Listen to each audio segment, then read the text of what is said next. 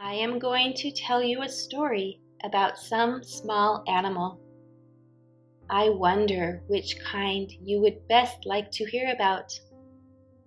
I think for a small animal, one that is pretty and also very cunning, Squirrel will take the place this time.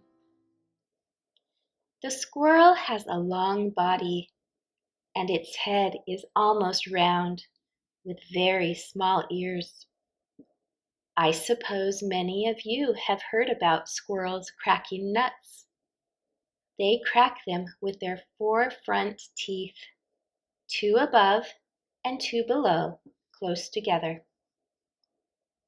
A squirrel has a long, bushy tail, which it curls up and spreads out over its back, serving it for a shelter both from the heat in summer and the cold in winter. A squirrel has 5 toes on each hind foot and 4 on each forefoot.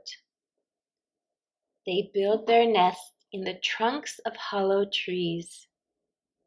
They are made of moss and leaves and are very warm for their young ones. They will give long leaps from one tree to another, where the tree grows thick, and they will climb and chase each other in great sport.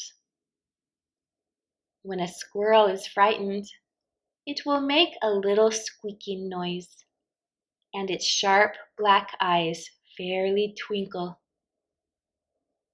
They also leap to the top of a tree to be out of danger, for their only enemy is the marten, but it is ever on the watch for a good meal. It is said that the squirrel is the most nimble little creature in the world, for if it hears the least sound, it will be at the treetop in but a moment.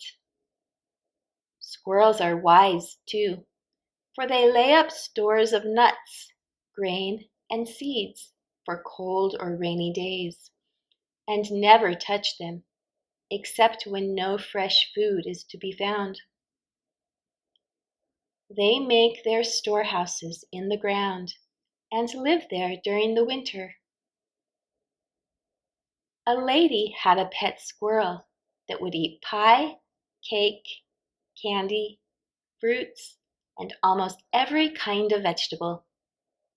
The lady who owned the squirrel taught him some nice little tricks. But before I go on any further, I will tell you his name, which was Dick. His first trick was to learn to roll a ball and push it off again, roll over with it, and play many queer pranks. Of course, that is odd for a squirrel. You may ask how he learned to do even this, so I will tell you. You see, Dick's mistress had a little kitten given to her 1 week before she bought Dick. She named the kitty Topsy. You all know how kittens love to play with a ball of yarn. Well, Topsy's mistress gave her a ball of old yarn, and when she would play with it, Dick would watch. At last he would play with Topsy, and when Topsy was gone, he would take the ball himself and play alone. He was tamed so soon that his mistress gave him leave to walk out of his little cage once or twice a day. Dick soon found it fun to climb up into the windows where it was sunny. He would jump at the windows sometimes, thinking that he was going to alight on the trees outside. But alas, for the window pane he could never get through.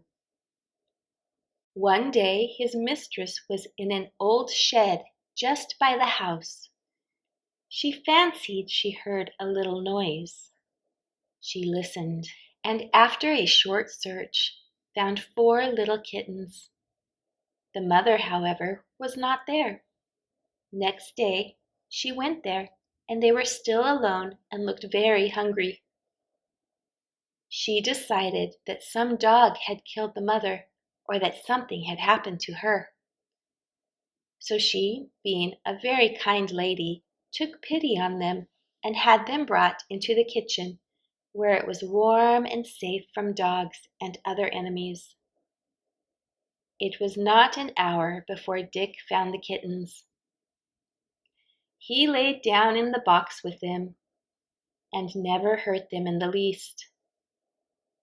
As time passed on, they became fast friends and would play ball together, in their way, and amuse themselves racing with each other. They always wanted to sleep together and eat together. At the slightest sound of music, Dick would jump and run to where it was, if he could find it. One day, his mistress was playing a lively tune on the piano, and he heard it.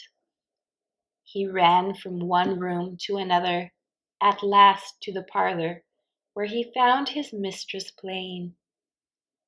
He ran around the room a few minutes, appearing to be quite pleased, and then jumped upon the top of the piano, remaining there until the music ceased. Dick had now another playmate, this time a bird. It was a magpie. Haven't lots of you heard of magpies? They are birds that talk, are large, and have black and white bodies with purple, blue, or green tail feathers, just as the light falls on them. It must have flown away from some family, for it would call the names of a family, as Nellie, Johnny, and Jim. It just flew into the house and stayed there, not seeming to be afraid of anyone. That's all they knew. If anyone spoke to it, it would only say, "Mag! Mag!" It would fly into Dick's cage and chatter at him, trying to make his acquaintance. It loved to stay with Dick all the time, but it was still attentive to those who cared for it and fed it. It would follow the men into the hayfield when they went with their large racks to haul hay. Part of the time riding on the empty rack with the men, always coming home with them. The lady who owned Dick went away some time ago, and I have not heard anything of him since.